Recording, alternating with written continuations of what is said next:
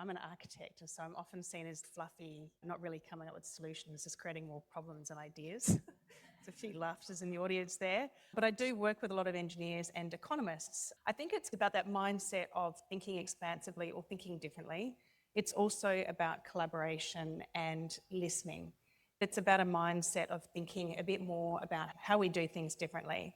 And for example, the Streets as Shared Spaces program emerged because something changed, which was the pandemic. We saw what was happening around the world. And I remember texting very late one Saturday night with, hey, I just heard that New Zealand has got a tactical urbanism program. Could we do something like that? And within 6 weeks, it was up and running.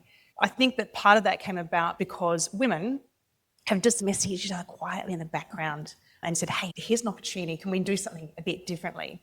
I think it is a mindset that Marco is asking us to take on, which is think a bit differently, think about how we can adopt our streets much more for places for living in. Of course, if you build new houses, you also want to have spaces for cooking and for sleeping and for watching telly. And we do that because they are in the house that we sell.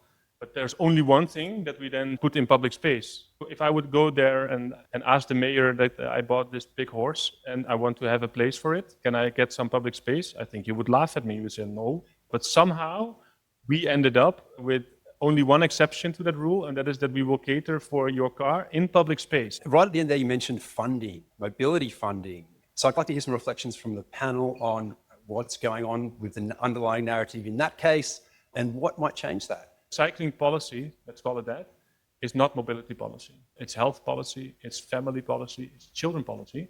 So therefore, why are we even looking at the transport budget? It's the wrong budget. That's not where it should come from. It should come from health budget, because we know that investing in health in terms of physical health, mental health, and in social health, every euro invested in less car dependency pays itself 40 times back. We should almost ridiculize this whole transport budget. It's pouring money into a system that cannot sustain itself. I do have a rebuttal for Marco, actually. I know you want this spicy, right? The problem is, if you look at the state budget, the proportion that's allocated to health, to schools, to everything else on that budget in the capital works, if you added all of those up, it's still only about a third as much as the funding for transport. I used to get that when I was in Anna's position from the minister saying, if you've got all these wonderful co-benefits for health and climate, why don't you make them pay? And I think that's the wrong question, because in fact, all the money is in transport. And health just has to try and mop that up because of these obesogenic society that we've created for people.